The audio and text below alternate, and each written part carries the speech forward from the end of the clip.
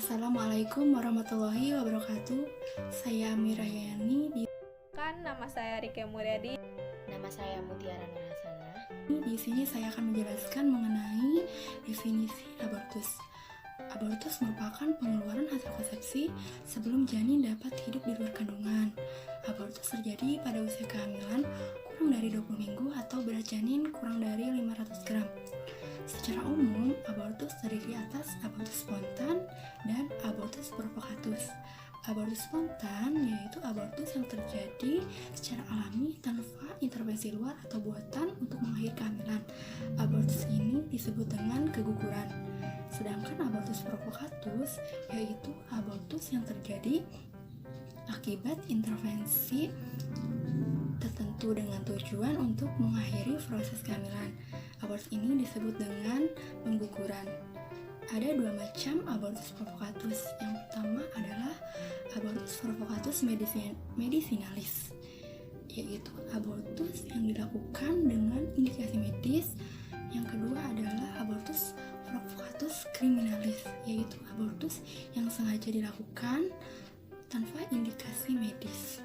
Ada beberapa faktor penyebab abortus. Yang pertama adalah kelainan pertumbuhan hasil konsepsi.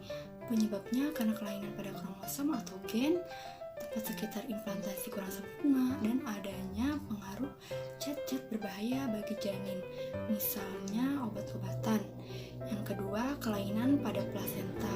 Kelainan ini disebabkan oleh gangguan pembentukan pembuluh darah pada plasenta. Yang ketiga, karena faktor dari ibu, misalnya penyakit-penyakit kronis yang diderita oleh sang ibu, seperti radang paru-paru, penyakit mioma uteri, tifus, anemia berat, dan penyakit kronis lainnya yang menyebabkan abortus. Yang keempat, kelainan pada organ kelamin perempuan, misalnya gangguan pada mulut rahim, kelainan pada bentuk rahim, dan lain-lain. Tanda dan gejala dari keguguran yaitu ada pendarahan atau cairan yang keluar dari vagina, dan ada rasa nyeri atau kram pada daerah perut dan pinggang. Kemudian ada beberapa pemeriksaan yang dilakukan untuk mendiagnosis keguguran. Yang pertama ada pemeriksaan fisik seperti pemeriksaan suhu, tekanan darah, dan denyut nadi. Yang kedua pemeriksaan panggul. Yang ketiga pemeriksaan darah. Yang keempat ada pemeriksaan dengan menggunakan USG. Tujuannya untuk mengetahui apakah ada penyebab khusus dari keguguran, dan ada juga pemeriksaan lainnya. Kemudian komplikasi yang berbahaya bagi perempuan yang mengalami keguguran yaitu pendarahan dan infeksi pada daerah rahim. Di sini saya akan menjelaskan macam-macam abortus. 1. Abortus imminens adalah keguguran yang dapat mengancam dan dapat juga dipertahankan. Tandanya, ostium tertutup, tingginya fundus sesuai dengan usia kehamilan, pendarahan bercak, dan nyeri perut bagian bawah. Yang kedua, ada abortus incipiens, di mana keguguran tersebut sedang berlangsung dan tidak dapat dipertahankan. Tandanya, pendarahan yang sangat banyak, ostium yang tertutup, ketuban yang teraba, nyeri perut, dan berlangsung beberapa jam. Yang ketiga ada abortus incompletus, di mana hasil konsepsinya keluar sedangkan plasentanya tidak keluar. Tandanya nyeri perut, perut mulas, pendarahan, dan serviks terbuka. Yang keempat ada abortus completus, di mana hasil konsepsinya keluar seluruhnya, ditandai dengan nyeri perut dan pendarahan sudah tidak ada, uterusnya mengecil, dan rongga rahim kosong. Yang kelima ada mesh abortion, di mana abortus ini ditandai dengan embrio yang telah meninggal sebelum umur 20 minggu dalam kandungan, dengan hasil konsepsinya masih ada di dalam kandungan. Ini saya akan menjelaskan tentang prosedur penanganan abortus. Alat dan bahan. inspekulo, laboratorium untuk pemeriksaan tes kehamilan, laboratorium untuk pemeriksaan darah rutin, alat kontrafeksi, USG, tensi, stetoskop, dan termometer. Langkah-langkah penanganan. Abortus imminens. Istirahat, tira, baring, tablet penambah darah, vitamin ibu hamil diteruskan. Abortus insipiens.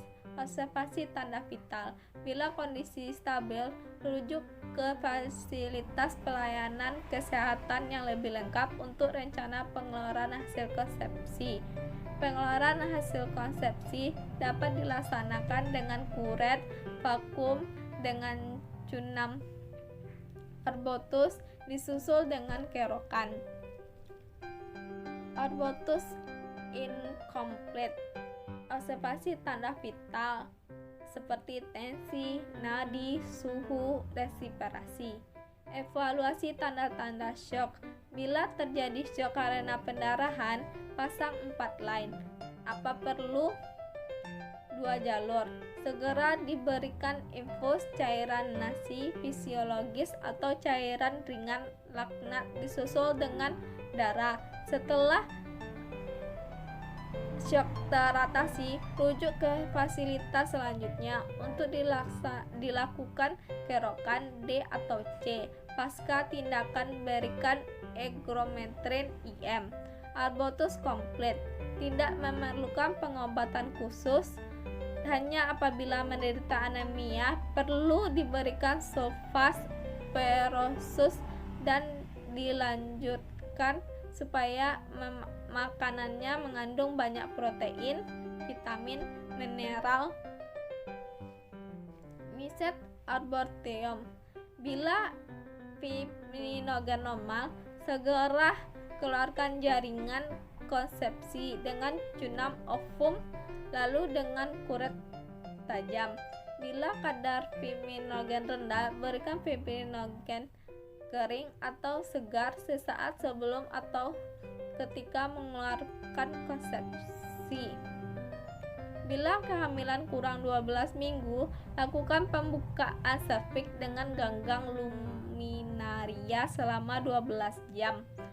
Lalu lakukan dilatasi serviks dengan dilatasi Hegar. Bila kehamilan lebih dari 12 minggu, berikan dienstibistatol 3x5 mg dan infus oksitoksin 10 IU dalam dextrose